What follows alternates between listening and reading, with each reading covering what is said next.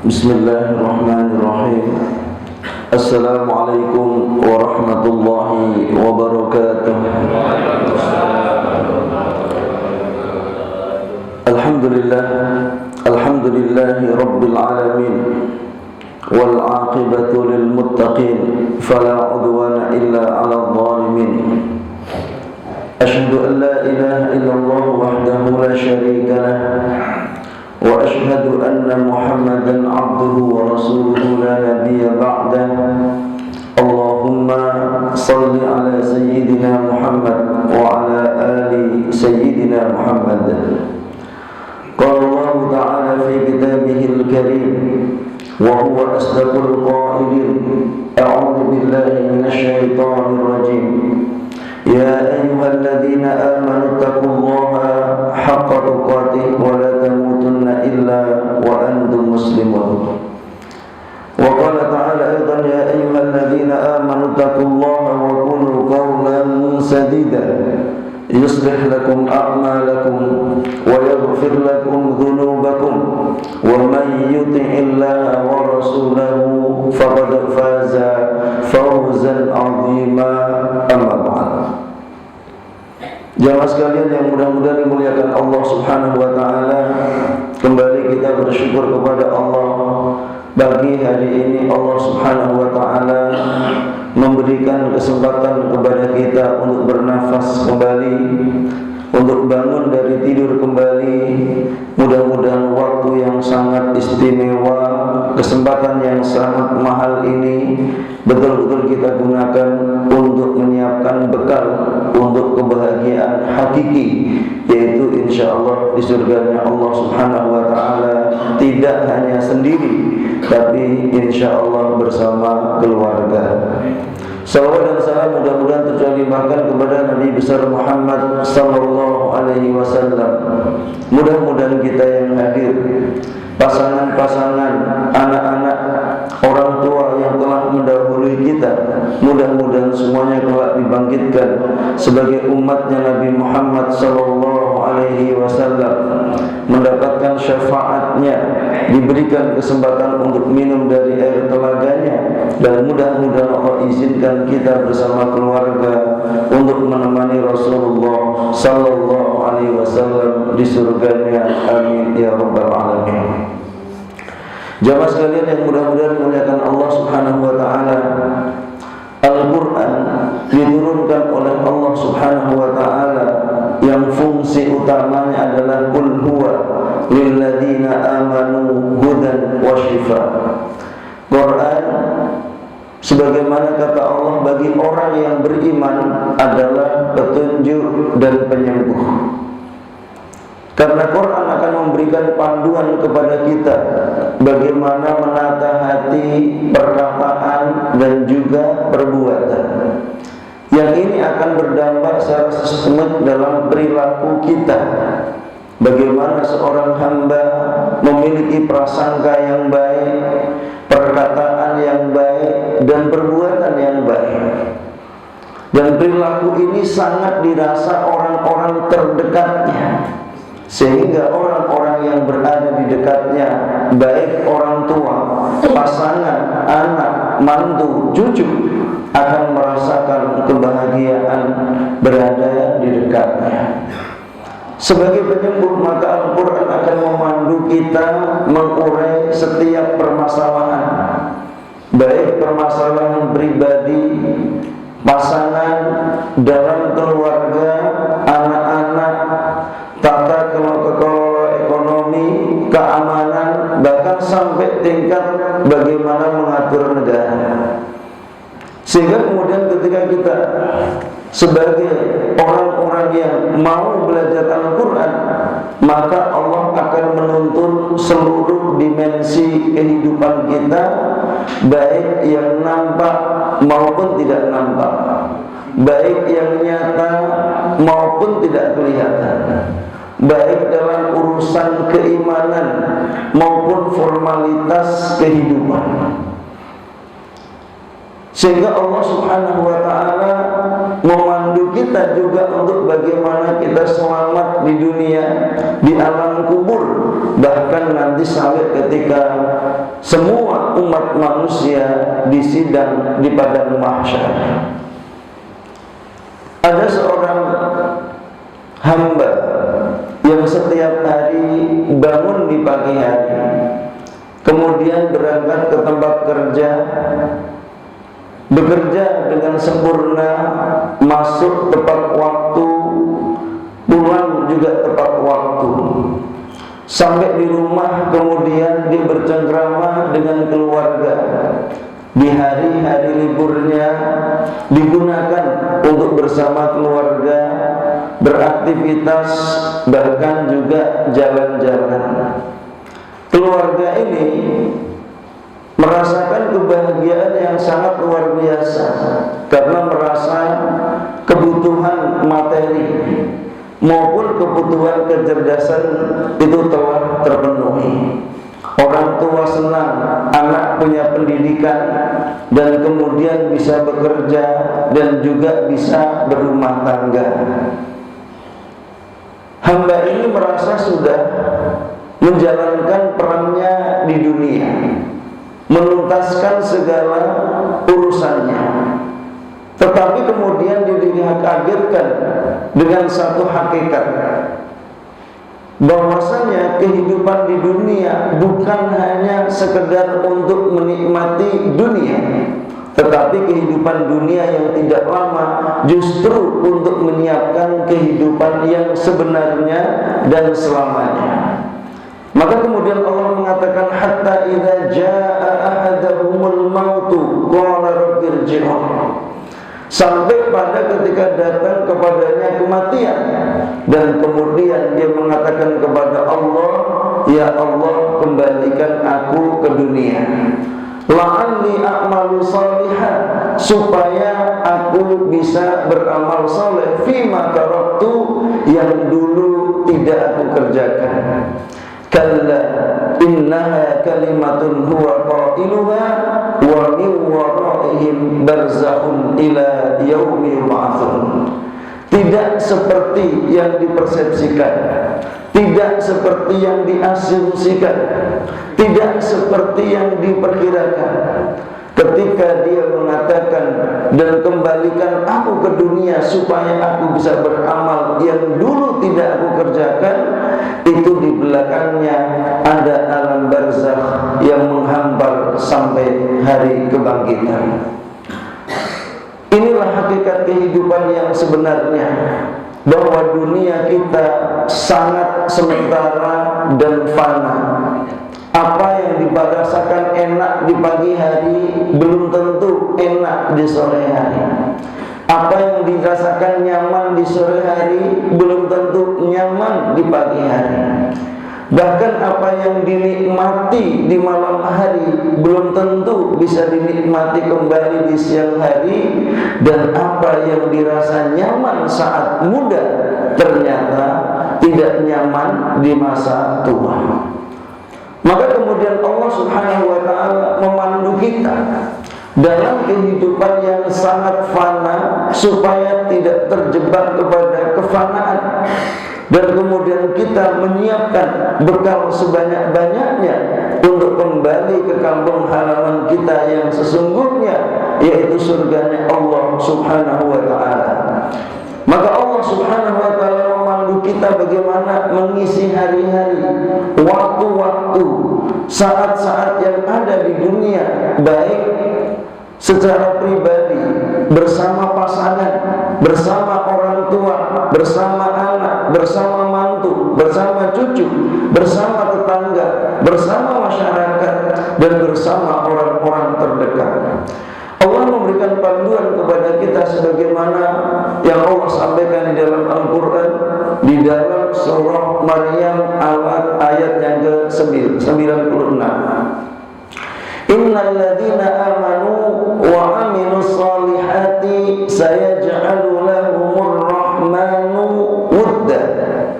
Sesungguhnya orang-orang yang beriman, orang-orang yang beramal saleh, maka Allah akan jadikan di dalam hati mereka rasa sayang.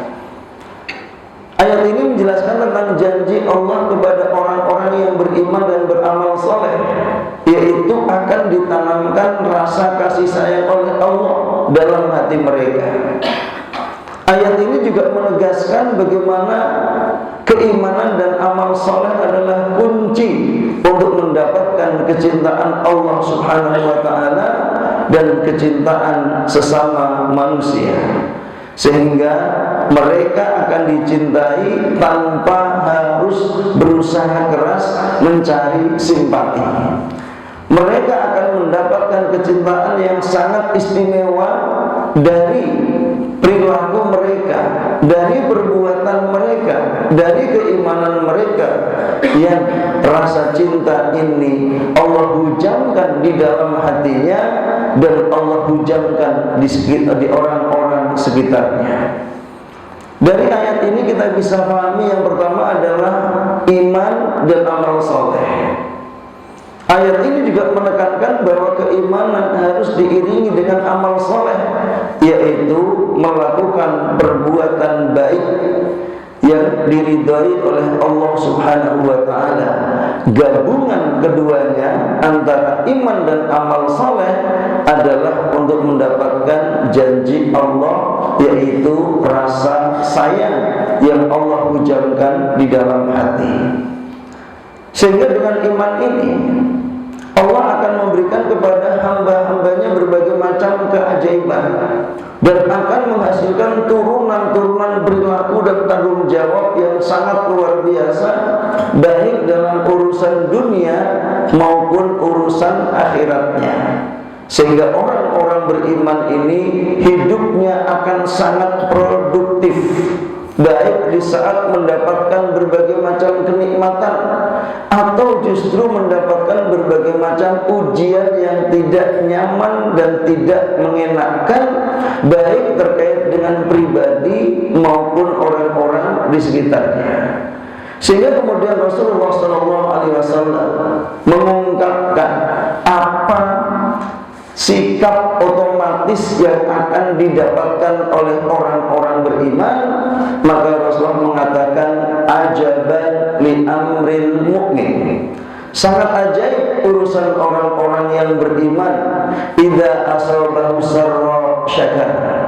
Orang beriman ini kalau mendapatkan kenikmatan, capaian-capaian, prestasi-prestasi, maka dia akan bersyukur tanpa takabur. Kenapa demikian? Karena dia meyakini semua capaian, kenikmatan yang didapatkan adalah murni titipan Allah Subhanahu wa Ta'ala. Maka cara mensikapinya adalah bagaimana kemudian dijadikan seluruh capaiannya digunakan untuk mendekatkan diri dan orang terdekatnya untuk dekat kepada Allah Subhanahu wa Ta'ala. Sehingga kemudian dia akan ajak orang sebanyak-banyaknya untuk mendekatkan kepada Allah Subhanahu wa Ta'ala.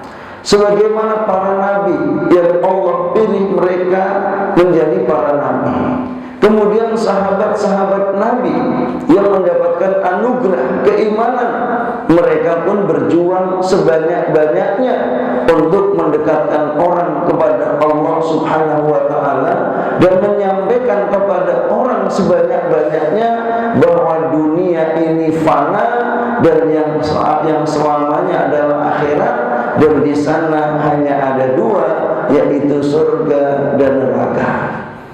Maka subhanallah, dalam proses mengajak, dalam proses menuntun orang-orang di sekitarnya, ternyata akan ada banyak ujian. Subhanallah, ahasiban nasu ayyutraku ayyakulu amanna wa hum la yuftanun. Apakah manusia akan dibiarkan mengatakan kami beriman dan kemudian tidak diuji? Maka jawabannya tidak ada.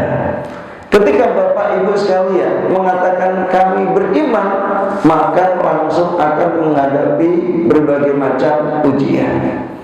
Dan ujian ini adalah tanda cinta Allah kepada hambanya.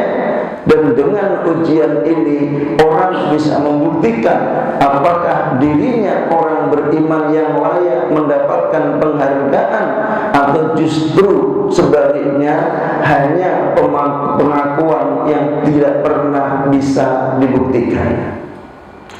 Subhanallah. وَلَنَبْلُوَنَّكُمْ بِشَيْءٍ مِّنَ الْخَوْفِ وَالْجُوعِ وَنَقْصٍ مِّنَ الْأَمْوَالِ وَالْأَنفُسِ وَالثَّمَرَاتِ وَبَشِّرِ الصَّابِرِينَ. Dan pasti kami akan uji kalian dengan sedikit rasa takut, walju, kemudian sedikit lapar, wa naqsim minal amwal, dan juga kekurangan harta, wal anfus, bahkan keluarga atau nyawa, wal thamarat, dan bahkan buah-buahan. Tetapi apa kata Allah bagi orang yang beriman? Wa basyiris sabirin, dan beritakan kabar gembira kepada orang-orang yang beriman, kepada orang-orang yang beriman dan sabar. Subhanallah, justru malah kabar gembira yang didapatkan oleh orang-orang beriman, yang mereka bersabar dalam menghadapi berbagai macam ujian. Apa indikasinya? Alladzina idza asabathum musibah qalu inna lillahi wa inna ilaihi raji'un. Ketika mereka mendapatkan musibah, secara spontan mereka mengatakan inna lillahi wa inna ilaihi raji'un. Selama ini kita membayangkan kalau ada orang yang mengatakan inna lillahi wa inna ilaihi raji'un, berarti orang meninggal, Pak, ya. Padahal orang beriman mendapatkan musibah apapun. Bahkan Umar bin Khattab radhiyallahu anhu pernah memiliki seorang gubernur, Pak. Dan kemudian Umar mengirim tim inspeksi untuk mendeteksi siapa yang masuk golongan orang-orang du'afa atau miskin pada zamannya di satu wilayah namanya Hims. Ya, Hims ini mungkin sekarang masuk Irak. Nah, kemudian apa? Tim inspeksi melaporkan bahwa di antara daftar fakir miskin yang ada di dalam daftar tim inspeksi justru muncul nama gubernur. Sehingga subhanallah, malam itu juga Umar bin Khattab memerintahkan untuk mengirim uang 1000 dinar kepada gubernur tersebut. Nah, ketika mendapatkan uang 1000 dinar, beliau langsung mengatakan inna lillahi wa inna ilaihi raji'un. Dakhalat alayya dunya litufsida akhirati. Dia mengatakan inna lillahi wa inna ilaihi raji'un, masuk ke dalam kehidupanku dunia untuk merusak akhiratku. Istrinya, Pak, terkaget-kaget mendengar ungkapan inna lillahi wa inna ilaihi raji'un. Itu dikira ada berita wafatnya Khalifah Umar bin Khattab. Kemudian apa kata suaminya, sang gubernur? Lebih dahsyat dari wafatnya Khalifah. Terus apa itu? Dakhalat alayya dunya, masuk ke dalam kehidupanku dunia untuk merusak akhiratku. Kemudian istrinya mengatakan idzan takhallas minna. Kalau begitu bebaskan dirimu dari bencana tersebut. Itu istrinya sama sekali tidak tahu kalau suaminya mendapatkan kiriman 1000 dinar. 1000 dinar, 1 dinar sekarang sekitar berapa? 1 dinar sekarang berapa? 2 juta atau 4 juta? 4 juta? Ya, 4 juta kali 1000 berapa? 4 miliar. Nah, subhanallah, kita harus terbiasa menghitung, karena dari hari kiamat semuanya perhitungan, ya, memastikan yang kita hitung adalah kebenaran dan kebaikan. Nah, subhanallah, pada saat malam itu juga diperintahkan kepada orang-orang terdekatnya atau pengawalnya untuk membagikan seluruh kepada masyarakatnya. Ini mendapatkan kenikmatan itu dianggap sebagai musibah. Kalau malam-malam datang orang ke rumah bapak nganter 4 miliar, kira-kira apa yang bapak lakukan? Subhanallah, sebelah pojok sana dapat 4 miliar stroke katanya.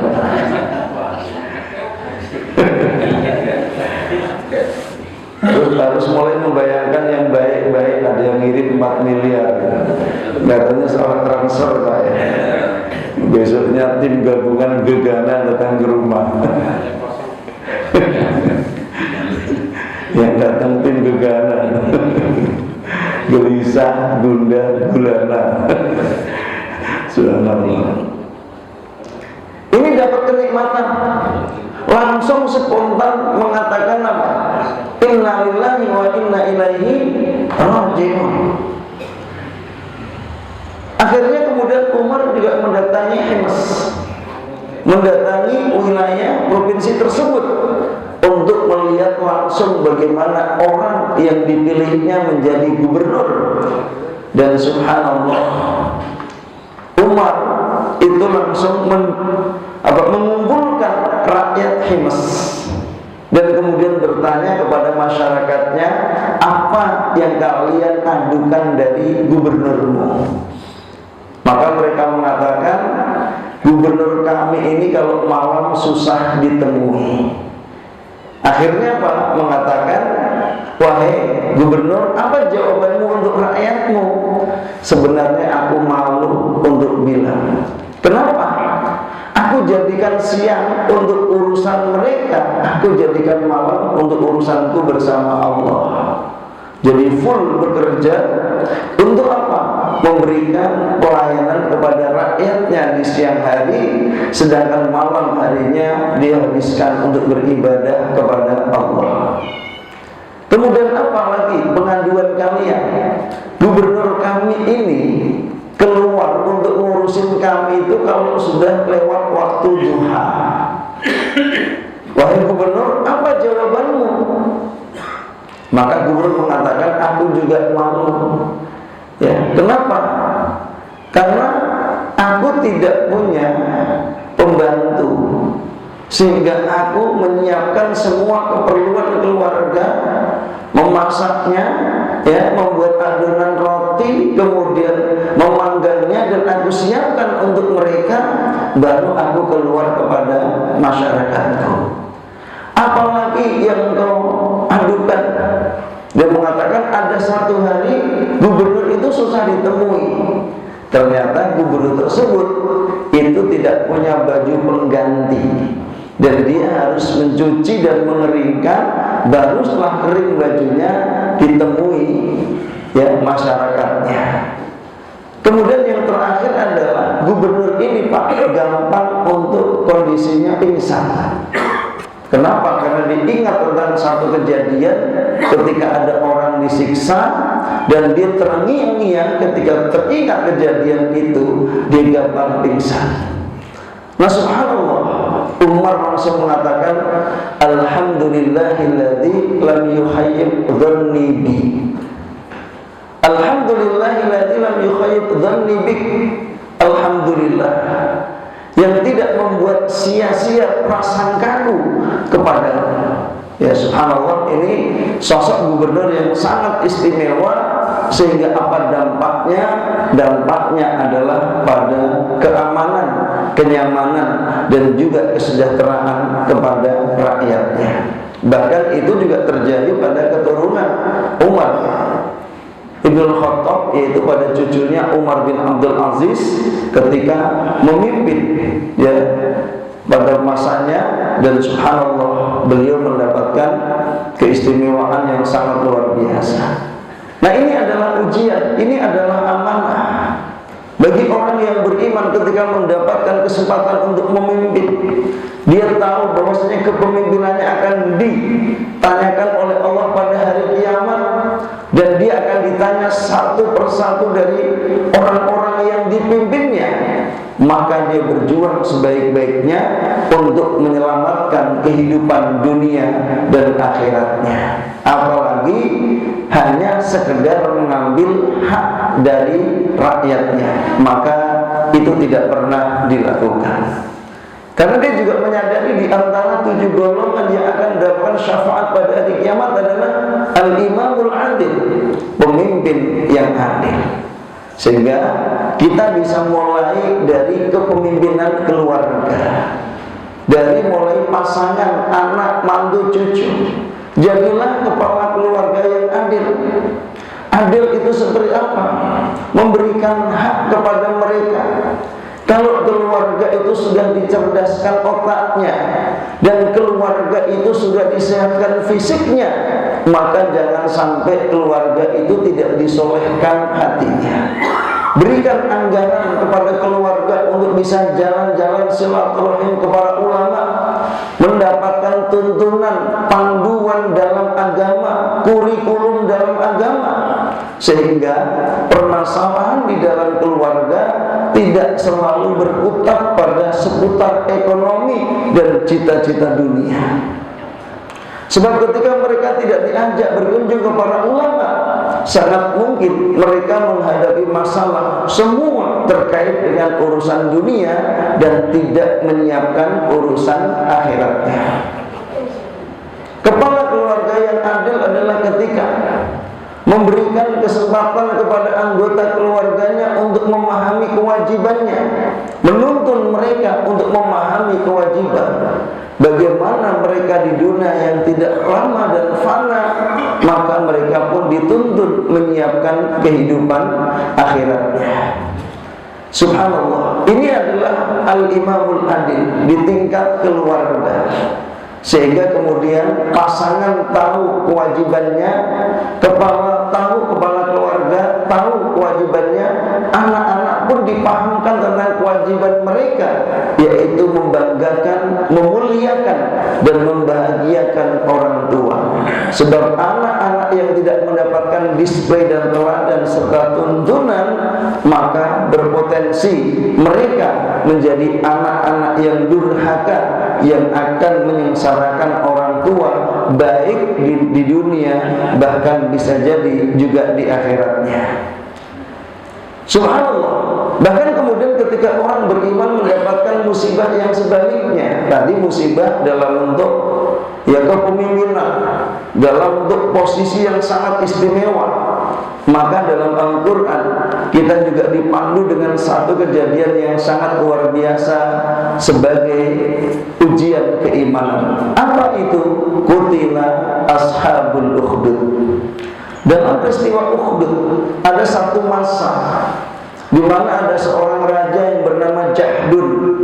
Itu memiliki tukang sihir yang sudah cukup tua.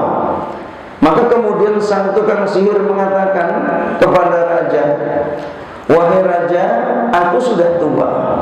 Maka carilah sosok pemuda yang akan mengganti posisiku dan aku ajarkan sihir ini kepadanya untuk membackup, mengokohkan kekuasaanmu."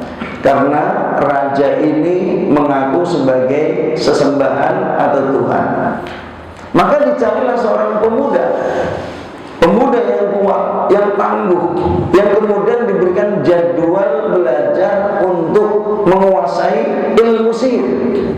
Subhanallah, dalam perjalanannya pemuda ini ketemu dengan seorang kakek tua atau seorang hamba yang beriman kepada Allah, dan orang tersebut menjelaskan kepada pemuda ini tentang penciptaan alam semesta, tentang pemilik alam semesta, tentang kehidupan yang tidak lama, tentang akhirat yang selamanya, tentang surga, tentang neraka, sehingga pemuda ini takjub dengan penyampaian dari orang tersebut. Sehingga kemudian dia sering terhambat dan terlambat ketika datang ke tempat tukang sihir. Maka kemudian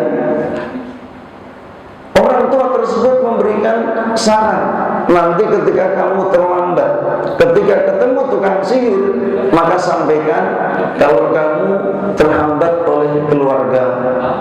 Ketika kamu pulang kepada keluarga dan terlambat, sampaikan kamu terlambat karena berada di tempat tukang sihir. Sehingga kemudian terjadilah satu kejadian di mana ketika dia sedang berjalan, tiba-tiba ada binatang yang sangat besar yang menutupi jalan, dan di saat itu orang-orang tidak bisa lewat jalan yang dilaluinya. Maka kemudian dia berupaya membuktikan Dikatakan kepada dirinya, ini adalah momentum, waktu yang tepat untuk menguji siapa ilmu yang benar. Apakah yang diajarkan tukang sihir atau diajarkan oleh hamba Allah Subhanahu wa ta'ala. Maka kemudian dia menyebut nama Allah. Ya Allah, jika yang diajarkan oleh orang tua itu benar, maka matikanlah binatang ini. Maka tiba-tiba binatang itu mati, dan berita keajaiban, kemampuan, kekuatan pemuda tersebut itu tersebar di mana-mana. Maka orang berdatangan, yang sakit minta disembuhkan, yang sedang ada masalah minta solusi, dan semuanya merasakan solusi. Yang sakit pada sembuh. Sehingga kemudian berita itu semakin tersebar, sampai datanglah Dewan Pertimbangan Raja yang sedang sakit. Seraya mengatakan, wahai bulan, sembuhkanlah aku, maka emas yang ada di kantong ini akan menjadi milikmu. Maka dengan tenang pemuda tersebut mengatakan, ya, aku tidak mampu menyembuhkan, yang menyembuhkan hanya Allah. Maka cukup katakan di dalam diri Anda, aku beriman kepada Allah dan mintalah kesembuhan kepadanya. Subhanallah, Dewan Pertimbangan Raja kemudian mengatakan, aku beriman kepada Allah dan kemudian minta kesembuhan. Seketika matanya yang buta bisa melihat dunia. Dia terkaget-kaget, subhanallah, dan dia sangat bahagia. Kemudian dia datang mendatangi raja. Rajanya mengatakan, oh, kamu sudah sembuh, berarti aku dong yang menyembuhkan kamu, aku adalah Tuhanmu. Maka Dewan Pertimbangan Raja mengatakan, tidak, wahai raja, yang menyembuhkan aku adalah Allah, Tuhanku dan Tuhanmu. Raja marah. Kemudian dibunuhlah dia, dan dicari siapa gurunya. Ternyata gurunya adalah pemuda yang disiapkan untuk menjadi tukang sihir yang akan membackup kekuasaannya. Maka kemudian raja murka. Akhirnya apa? Diperintahkan pasukan untuk dibawa ke gunung dan dilempar dari gunung. Maka ketika sampai puncak gunung, Ghulam atau pemuda ini berdoa. Apa doanya? Allahumma kfinihim bima syi'ta. Ya Allah, cukupkan aku dengan pertolonganmu dari perbuatan mereka. Maka setelah membaca doa tersebut, tiba-tiba gunung bergoncang, dan seluruh pasukan yang membawanya itu terlempar, terkubur, jatuh di gunung tersebut, dan semuanya mati. Maka Ghulam ini kembali kepada raja, dan raja terkaget-kaget, di mana pasukanku? Dia katakan mati di gunung. Akhirnya kemudian minta kepada pasukannya, bawa ke tengah laut, ikat dengan batu dan tenggelamkan di tengah laut. Akhirnya Ghulam ini dibawa ke tengah laut, kemudian diikat dengan batu, dan dia berdoa, Allahumma kfinihim bima syi'ta. Ya Allah, cukupkan aku dengan pertolonganmu dari perbuatan mereka. Dan tiba-tiba setelah doa tersebut terjadi badai, angin, gelombang, sehingga kapal pecah. Seluruh tentara yang membawanya mati di lautan, dan dia sampai ke pantai. Didatangi raja kembali. Raja terkaget-kaget, di mana tentaraku? Mati di laut. Akhirnya apa? Ghulam ini memberikan bocoran, ya, SOP untuk membunuh dirinya. Dikatakan kepada raja, raja, kalau Anda ingin membunuh saya, ada satu cara yang mudah. Apa itu? Kumpulkan tentara rakyatmu di satu tempat, kemudian ikat aku, kemudian panah aku, dan ucapkanlah saat memanah aku, Bismillahi Rabbil Ghulam, dengan nama Allah, sesembahan Allah, Tuhannya pemuda ini. Maka raja sangat bahagia karena akan membunuh orang yang membuat rakyatnya murtad dari menyembah kepadanya. Dikumpulkan seluruh rakyatnya, kemudian dipanah berkali-kali, tapi ternyata nggak mati-mati, sampai raja emosi. Wahai Ghulam, kata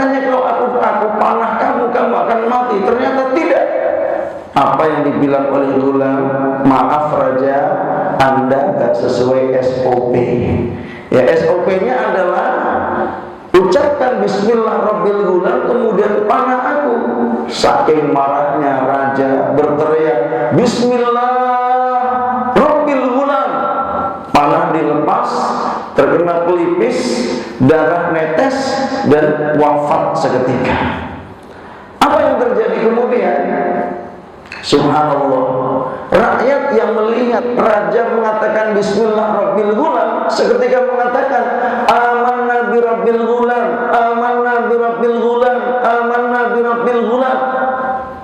Subhanallah. Dewan Pertimbangan Raja yang lain mengatakan, wahai sang raja, apa yang Anda takutkan terjadi semuanya. Bukankah Anda ketika membunuh pemuda ini tujuannya supaya rakyatmu tidak mengikuti pemuda tersebut dalam keimanan kepada Allah? Justru kamu membunuhnya dengan menyebut nama Allah yang menjadi Tuhannya pemuda ini, dan akhirnya seluruh rakyatmu itu beriman kepada Allah.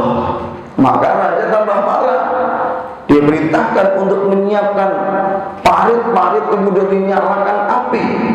Dan api menyala di mana-mana, dan semua orang yang beriman dibunuh dengan cara dibakar pada waktu itu semuanya. Ya, dan yang terakhir adalah seorang ibu yang membawa anak bayi yang masih menyusu, dan kemudian ibu itu ragu untuk melemparkan diri ke dalam api. Kenapa? Karena anak ini tidak melakukan dosa, bayi ini tidak melakukan dosa, kenapa harus dibunuh juga? Maka pada saat itulah bayi tersebut tiba-tiba bisa dibicara dengan izin Allah, seraya mengatakan isbiri ya ummah innaki ala haqqin, wahai ibuku sabar, sesungguhnya engkau berada dalam kebenaran. Mendengar bayinya bisa bicara, sang ibu terkaget-kaget dan kemudian melemparkan dirinya ke dalam api, dan sebelum badannya terkena api Allah telah mencabut nyawanya sehingga dia tidak pernah merasakan sakitnya api tersebut. Apa hikmah dari ujian ini, jamaah sekalian?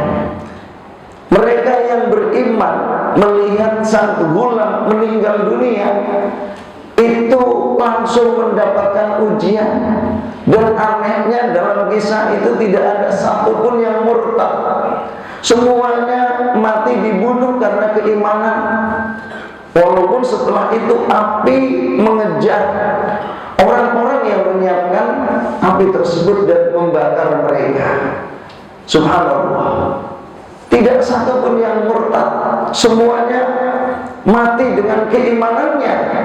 Padahal Bapak Ibu sekalian, setelah mereka yang mengatakan kami beriman, mereka belum sempat ikut kajian.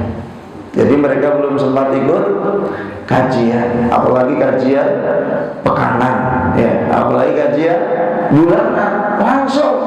Nah, itulah iman. Ya, mereka dibunuh hanya karena mengatakan kami beriman kepada Allah. Itu adalah ujian yang sangat luar biasa. Maka tadi ada yang diuji dengan kenikmatan, ada yang diuji dengan kesulitan, kesusahan. Tapi bagi orang beriman ujian itu sama saja. Yang ini disyukuri, yang ini disabari. Maka subhanallah, ayo ajak keluarga untuk membaca kisah-kisah yang ada di dalam Al-Quran, supaya mereka tidak tertipu, supaya tidak terperdaya kehidupan dunia, sehingga kemudian mereka ngejar dunia dan akhirnya mereka meninggal dunia. Dan saat mereka meninggal dunia, dunia yang pernah dikumpulkan tidak dibawa, dan saat mereka meninggal dunia tidak pernah membawa bekal untuk akhiratnya. Rugi atau tidak? Rugi atau tidak? Rugi. Maka kerugian ini jangan sampai terjadi untuk diri dan keluarga kita yang Al-Quran dan belajar agama. Jangan pernah menunggu waktu luang. Sehingga subhanallah, inilah ya Sikap bagi orang beriman menghadapi ujian kenikmatan, bersyukur tanpa takabur. Wa idza asabahu dharra, dan ketika mendapatkan musibah yang tidak nyaman atau sebaliknya, maka mereka bersabar. Mereka tidak mengeluh kecuali hanya kepada Allah dalam bentuk permohonan kekuatan iman dan juga kekuatan keyakinan istiqomah di dalam keimanan. Sehingga kemudian kita memohon kepada Allah berbagai macam kekuatan-kekuatan dalam keimanan kita menghadapi setiap ujian yang terjadi di dunia yang sifatnya fana, tidak lama tapi berdampak selamanya. Dan tentu di antara penguat kita menghadapi ujian adalah lingkungan orang-orang beriman dan bimbingan dalam keimanan. Karena ketika kita tidak dibimbing, mungkin kita akan berasumsi. Ketika kita tidak mendapat lingkungan, mungkin akan merasakan kalau musibah kita paling hebat. Ternyata banyak sekali musibah-musibah yang lebih dahsyat, dan mereka ternyata bersabar, wafat dalam keimanan, dan mereka dijadikan ahli surga oleh Allah Subhanahu wa ta'ala. Maka sebagai pesan terakhirnya, ayo terus luangkan waktu untuk Al-Quran. Jangan pernah menunggu waktu luang. Upayakan untuk belajar melafadzkan, menghafal, memahami, mentadabburi, mengamalkan, dan juga mengajarkan. Luangkan waktu untuk berzikir, karena zikir ini akan memberikan ketenangan pada hati kita. Yang ketiga, selalu merapat dan dekat dengan ulama supaya kita mendapatkan panduan, teladan, dan juga nasihat penguat bahwa kehidupan ini pada akhirnya akan kembali kepada Allah Subhanahu wa ta'ala. Yang keempat, lakukan rapat kerja keluarga dengan program yang terstruktur, terukur, dan teratur, sehingga anak-anak akan melihat bagaimana orang tua berjuang untuk memandu keluarganya selamat di dunia, selamat di akhirat. Sehingga program ini dilanjutkan mereka setelah orang tua wafat sebagai investasi waladun soleh, yad'ulah, anak-anak soleh yang senantiasa mendoakan orang tua. Yang terakhir, berdoa dan tawakal kepada Allah dalam menghadapi setiap masalah dalam kehidupan, dan insya Allah doa adalah senjata bagi orang-orang yang beriman. Mudah-mudahan Allah ampuni dosa-dosa kita, Allah terima amal kebajikan kita, Allah anugerahkan kepada kita semuanya pasangan yang saleh dan soleha, anak-anak yang saleh dan soleha, semuanya sehat walafiat, bahagia bersama keluarga, cita-cita baiknya diwujudkan oleh Allah Subhanahu wa ta'ala. Allah anugerahkan kepada kita dan keluarga haji dan umrah sebelum wafatnya husnul khatimah, dan mudah-mudahan kita semua bisa reuni di surganya Allah. Allah tolong saudara-saudara kita di Palestina, di Gaza, di Suriah, di negeri Syam. Allah bebaskan Al-Aqsa, dan Allah jaga, Allah berkahi negeri kita Indonesia. Allah anugerahkan kepada kita pemimpin rakyat dan pejabat yang bertakwa, dan Allah berikan kesempatan kita untuk senantiasa menjaga keluarga dalam keimanan, menuntun dalam keimanan, sehingga bisa reuni kembali di surganya Allah Subhanahu wa ta'ala. Amin ya rabbal alamin. Subhanakallahumma wa bihamdika asyhadu an la ilaha illa anta astaghfiruka wa atubu ilaik. Assalamualaikum warahmatullahi wabarakatuh.